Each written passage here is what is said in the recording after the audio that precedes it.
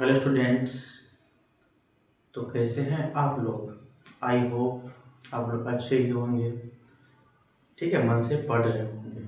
ठीक है, तो आज की क्लास में आप लोगों की पढ़ाई शुरू हो चुकी है और आप लोगों को आज क्लास 10th की मैथमेटिक्स मैं शुरू करने जा रहा हूँ। तो सबसे पहले आप लोग उन चैप्टर्स के नाम जानेंगे आज। सबसे पहले कि इसमें कौन कौन से चैप्टर हैं हमारे 10th में मैथमेटिक्स में। ठीक है, तो मैं यहाँ पे लिख चुका हूँ जैसा कि आप लोग देख रहे होंगे। ठीक है, क्लास 10th मैथ्स। और ये है सबसे पहले आप देखिए, इसमें मतलब है विषय सूची। मतलब इसमें क्या सब हमको मतलब है चैप्टर का नाम है, इसको बोलते हैं कंटेंट्स और इसी को बोल देते हैं लिस्ट ऑफ चैप्टर्स। यानी कि जो है चैप्टर्स के लिस्ट को ही बोलते हैं कंटेंट्स, यानी कि विषय सूची।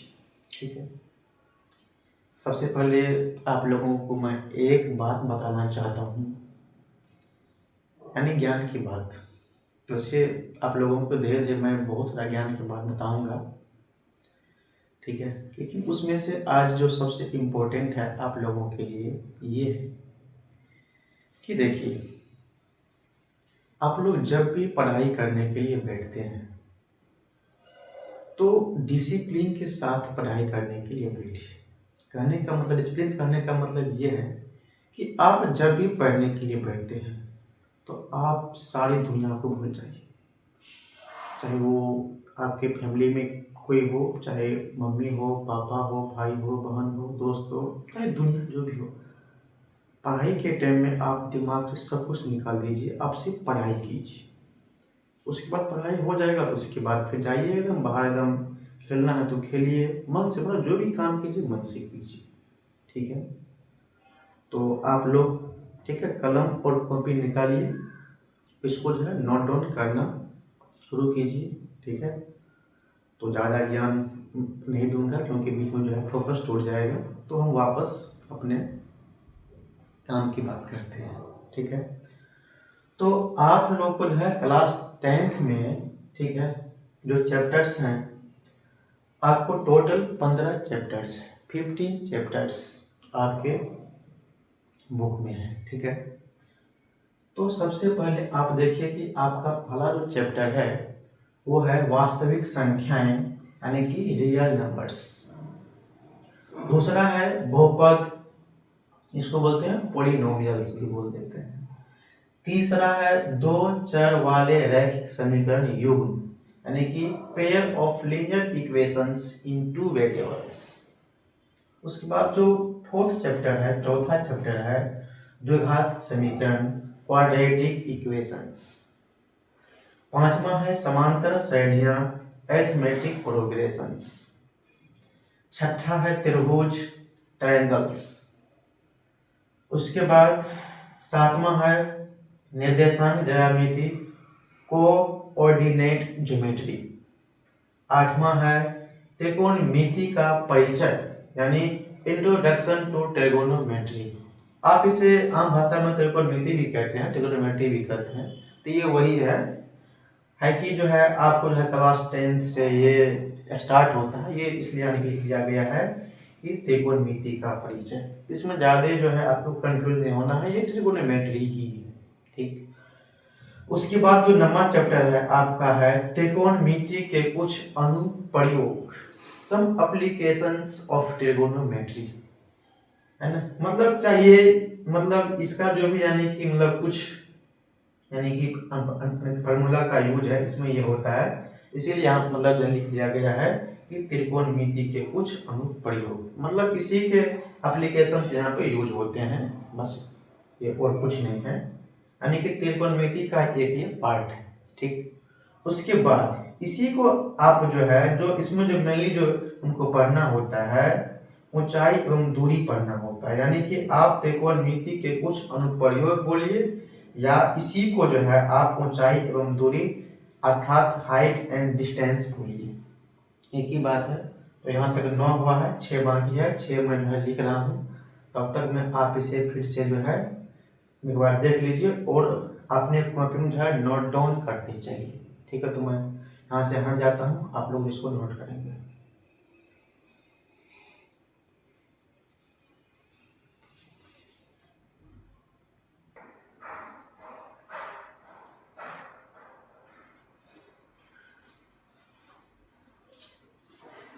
तो चलिए, अब जो है 10वां चैप्टर है वृत्त यानी कि सर्कल्स।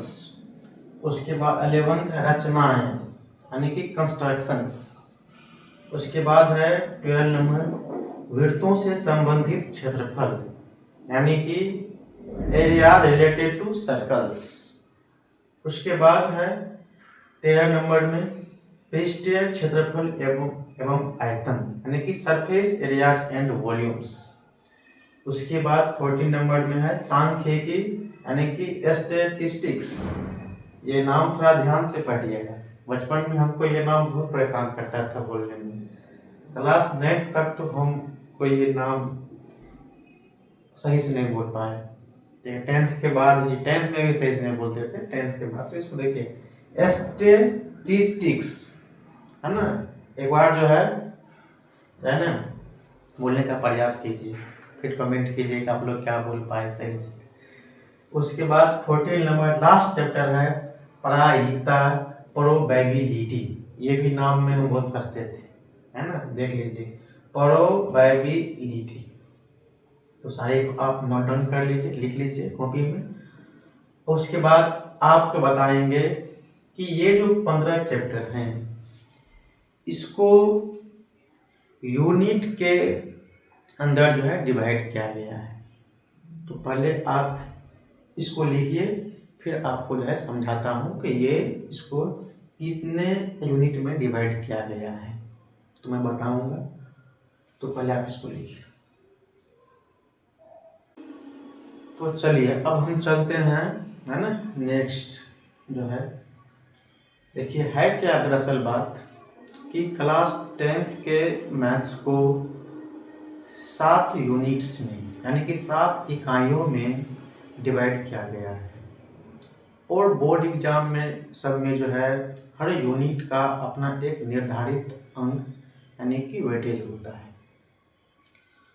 तो हम यहाँ पे आपके जो मैथ्स में 15 चैप्टर हैं उसको जो है यूनिट वाइज उसका डिवीजन देखेंगे यहाँ पे कि उसको कैसे जो है विभाजन किया गया है। तो टोटल जो है आपका 7 यूनिट्स है यानी कि 7 इकाइयाँ हैं।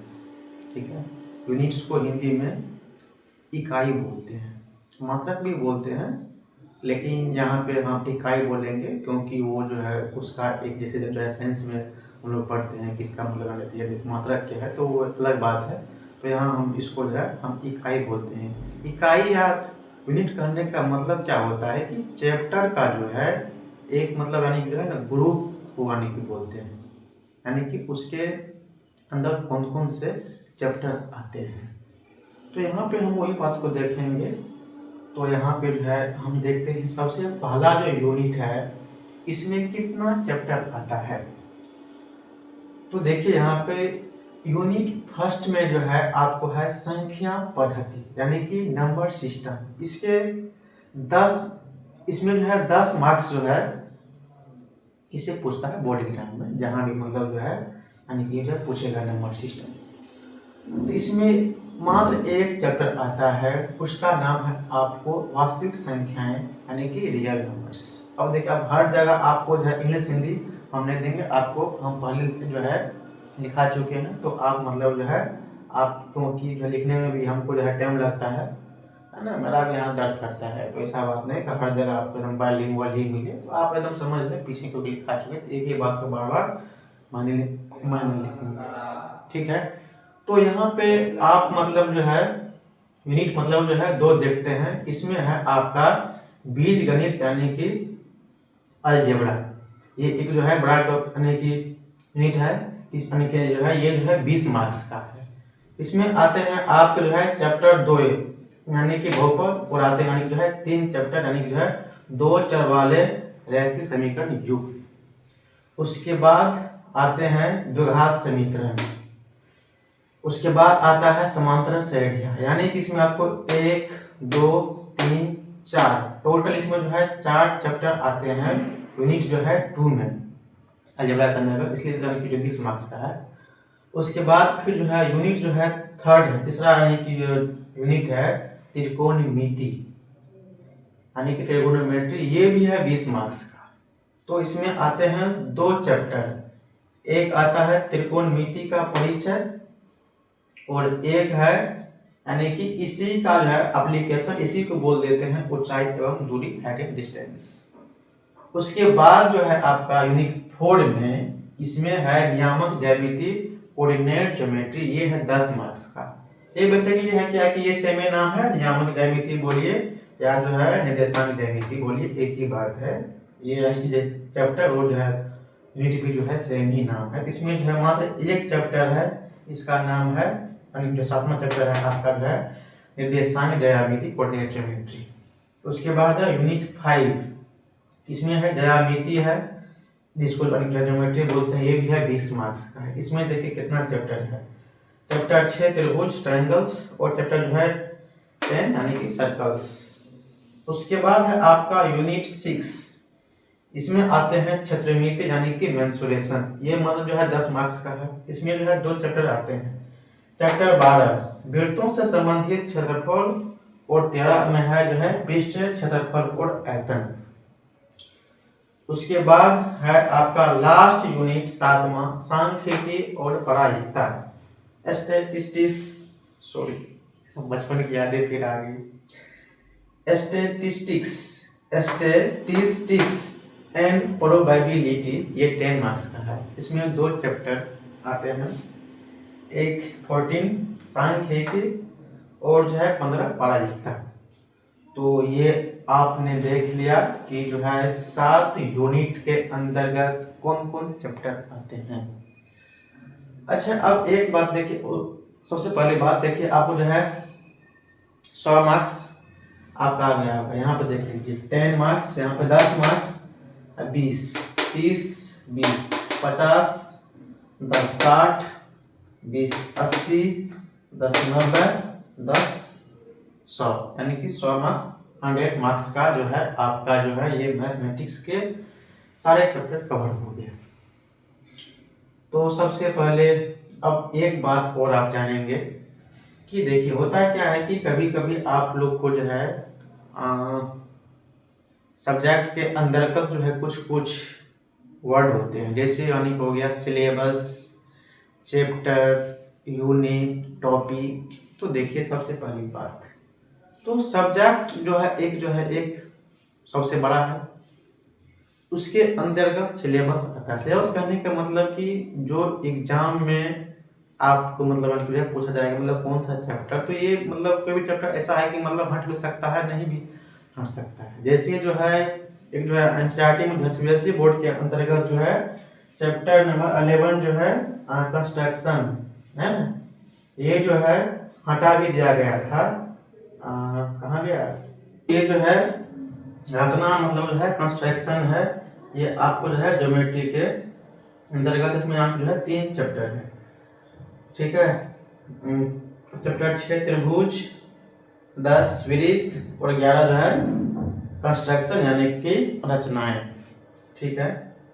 तो ये आपने देखा कि 7 यूनिट्स के अंतर्गत कौन कौन से जो है चैप्टर आते हैं और इसका मार्क्स। अब देखिए क्या है कि अब जो है एक थोड़ा सा चीज समझते हैं, बेसिक चीज जो समझना जरूरी है। देखिए होता क्या है, जैसे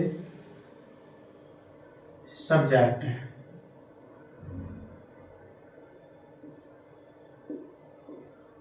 तो सब्जेक्ट जो है सबसे ऊपर रहेगा, इसके अंदर का जो है सिलेबस आता है, इसके अंतर्गत जो है आते हैं यूनिट, इसके अंदर आता है चैप्टर, इसके भी अंदर आते हैं टॉपिक।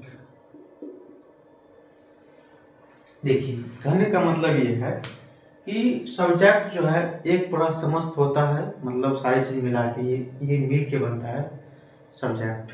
इसके अंतर्गत आते हैं सिलेबस, यानी कि सिलेबस जो है मतलब जो है इसमें कुछ यूनिट्स आए, मतलब यूनिट्स नहीं, बेसिकली यानी जो है चैप्टर हट भी सकता है, नहीं भी हट सकता है। जैसे जो है ये था कंस्ट्रक्शन रचनाएं, ये जो है एनसीईआरटी जो है इसको यानी कि बस 2020-21 में जो है हटा भी दिया था। तो ये लेकिन सब ऐसा नहीं कर जो है सब बोर्ड्स में हट जाएगा, जैसे यानी जो है बिहार बोर्ड में जो है अभी भी यानी कि जो पूछता है तो हमको यानी जो है पढ़ना पड़ेगा। तो ये इसके अंतर आता है। सिलेबस मतलब क्या है कि मतलब कोई भी टॉपिक हट भी सकता है, ऐड भी यानी कि हो सकता है, तो वो बात है। उसके बाद फिर है यूनिट, इसके अंतर्गत आता है सिलेबस के अंदर यूनिट आता है, और यूनिट के अंदर आता है कई सारे चैप्टर्स, और चैप्टर्स के भी अंदर आते हैं कई सारे टॉपिक आते हैं। तो इसका हिंदी होता है एक विषय, इसका हो गया पाठ्यक्रम, इसका हो गया इकाई, इसका हो गया अध्याय, इसका हो गया यानी कि सब विषय, या आप जब बिंदु कह लीजिए, इसमें छोटे छोटे पॉइंट्स पढ़ने होते हैं चैप्टर के अंतर्गत, जो आपको मतलब जो है अगर स्टार्ट करेंगे तो आपको यानी जब फर्स्ट चैप्टर तो आपको सब कुछ उसमें यानी कि बताएंगे कि कौन कौन सा है टॉपिक्स आते हैं। तो आज आपने देखा सारा मतलब क्या सब मतलब यानी कि फिजिक्स में कितने चैप्टर्स है, ये सब देख लिए।